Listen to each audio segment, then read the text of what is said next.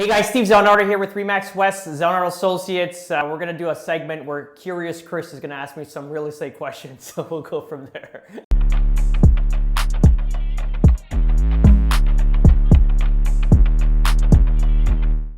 Well, inventory, we hit over 12,000 units. So at the beginning of this year when we had that crazy rush, just to kind of recap, we had like only about 3,000 units available for sale. So we've quadrupled in inventory, let's say that. So yeah, definitely buyers have a lot more choices going forward with properties to choose from. But what's happening right now is that you're seeing a populated market currently right now, and in areas that you've never seen inventory, you'll start to see them populate, but also sitting is another thing, because we're all, even me, I'm guilty to this too. I'm still trying to hold bidding wars and try to see if we can, get that lucky break. I have two actually bidding wars tonight on two of my rental properties, but I don't think they're going to work, to be honest. I'm going to have to just cancel, relist them at a higher. And that's pretty much what's happening, is that buyers are obviously more choosy. They're taking their time. Media is not helping naturally with all the downtrodden news going forward that the market's going to crash. The interest rate hike didn't help naturally. The overnight lending rate of 50 basis points. And again, this is all stuff I've been talking about for the last 6 months. It's not new information to me, and how we've resulted into like a slow market right now. Do I see big price changes in the market? Not really yet, not yet. But again, look at my particular area here. We had one listed at 2.7, 2.5, 2.2, and then now 2 million. So it's, and these are, I guess, comparable houses. Like the one at 2.5 and the one at 2.7 are the same house. One's a little bit better fit and finish, but it's the same house. The other one now, the corner lot, listed at 2 million. It's a different model. It's a corner lot, but it's listed at 2 million. Again, they're holding back offers. Hopefully that, sticks into 2.2 million, 2.3. But you see how this is starting to descend. And depending on the desperation of the seller and what maybe they bought something, they got to get out of the market. They want to be very aggressive in pricing, and they're going to start affecting all the neighbors. But until now, everything's sort of okay in price. You've seen a small decreasing, but nothing crazy. But it just takes that one, bang, bang, bang, that domino effect. So yeah, that's what we're seeing currently right now. Yeah. I have, I think, 11 or 12 listings on the market currently right now. It's a hit and miss. Like I have one in Angus. I got I think 4 showings in the last 2-3 weeks. The ones in Alliston, they've done okay. I think there was 10 or 11 showings in the last 5 days. It's not so bad. That's actually quite good, but is there an offer in place? Are there people of interest? No, so it's almost like looky-loos. What else do we have? We have even commercial properties that's getting a lot of attention, but no offers. Semi-detached in Brampton. This is Brampton. Brampton's got a huge influx of immigration, these guys buy up everything. It doesn't have to be like a great property either, that demographic. And literally, it's semi-detached is sitting rather.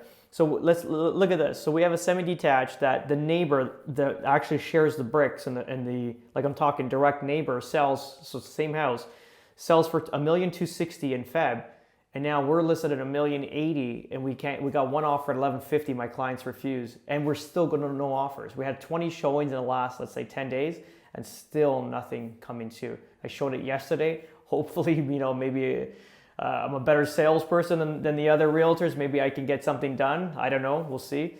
But that's what we're currently facing right now. And what's today? April 20th. So yeah. The good thing about me is what you see is what you get. You know what I mean? And I refused two listings in a sense where I didn't agree with price. And it's not that I don't think the house has the value that the sellers think it has. It's just the market the market won't give you that kind of money anymore. That's like of a yesteryear type pricing. I'll give you an example, and we had an appointment in Brampton, or it was an appointment set in Brampton, and I wanted to know the address of the property prior to going, so I can kind of pre-qualify the appointment to make sure that the expectations meet between market and seller, and I can obviously be between them and help the situation just to get us on the market and sold. And the seller gave me the address very late because he wouldn't give it to me. I don't know why, but anyway, so I got this address, and I kind of did a fast, view before I started to compare to market analysis work, right? And it's just, I had to have an honest conversation. I go, what do you think the house is worth? You put X amount of dollars into the property, but you got to remember, not A lot of people won't pay you for your, your over improvements specifically in these types of areas, right? Especially in Brampton. In Brampton, it's more quantity rather than quality. That's just the norm. That's just the way that works.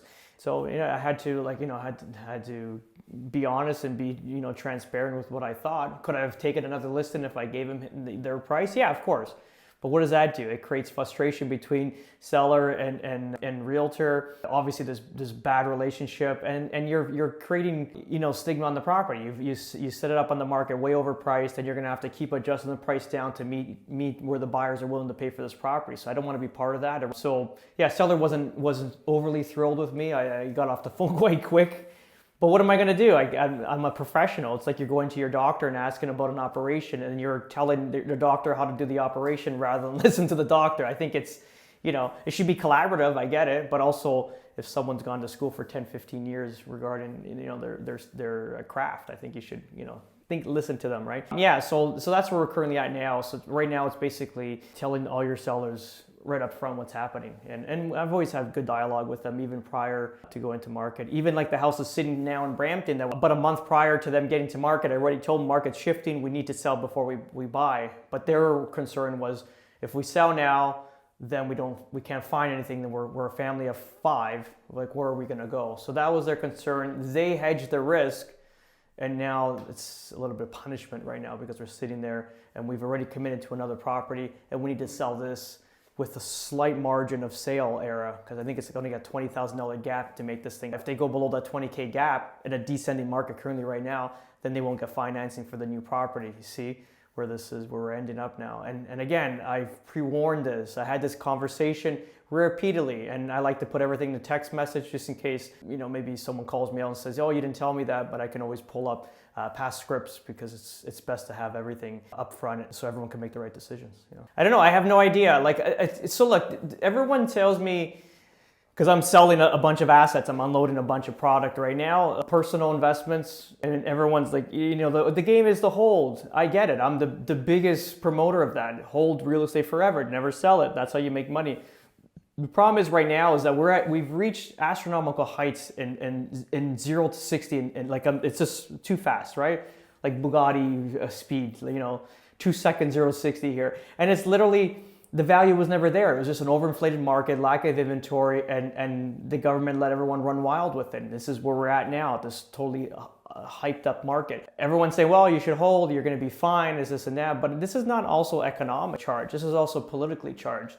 And say what it is, the government currently right now, but it's whatever their ideology is, but it's also the taxation that they're going to implement going forward. That's the terrifying part. It's the capital gains up to 75% rather than 50%. It's the holding corporation tax was mentioned way early, like in 2017. I believe that's going to come back on the table. These guys got to pay for all the debt that they've caused. They're going to get it from somewhere. Primary residence, the sale of that will be taxed at some point. I talked to my federal MP for our King Von riding here where we live, and she's already mentioned that there are new taxation on high incomes is going forward, new taxation on businesses going forward, universal basic income going forward. These are bills already on the table. So universal basic income is basically served for life. So when is this market going to come back? I don't know. We'll see what happens. We're hoping sooner than later. I think obviously the government here now has to get out of the way at some point, and then maybe there should be a better circumstance for the values of property, even stability. Even we don't have to be at these heights. We just need stability. Hey guys, if you have any questions, always reach out on our socials here, and we'll get you in the next ones. Please like, share, and subscribe these videos, and have a good day. Ciao.